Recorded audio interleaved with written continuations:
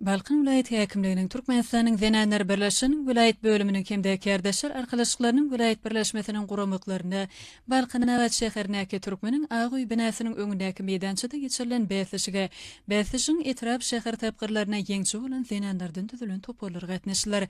Öýlerimiziň bede bolan milli keçelemizden ajaýyp nutgularynyň taýýarlanyşyny açyk görkezmegi, gelin gyzlarda ene muamalamyzdan dowam edip gelýän asyl gylyk häsiýetleri terbiýelemegi, ýaşyrda milli gymmatlyklary olan hüwesi artırmagy maksat edilen bäsişiň şertlerine laýyklykda Zenanlar keçe taýýarlamakda ulanylýan usullar, gerek bolan gurallar we olaryň atlary barada görüň berdiler. Göz başyny müň ýyllardan alqaýdýan wedin mirasmyzy, milli gymmatlyklarymy öwrenmekde, dogry we kämilleşdirip geljeki nesilere ýetirmekde giň ýollar açýan gahrman arkadaly gahrman serdarymyza aýdylan alkyşly sözler bäsişe gatnaşan Zenanyň ýürek owazy bolup ýanglandy. Baş bayragy münasip bolan toparlar bäsişiň döwlet tapgyryna gatnaşmagy hukuk kazanýarlar.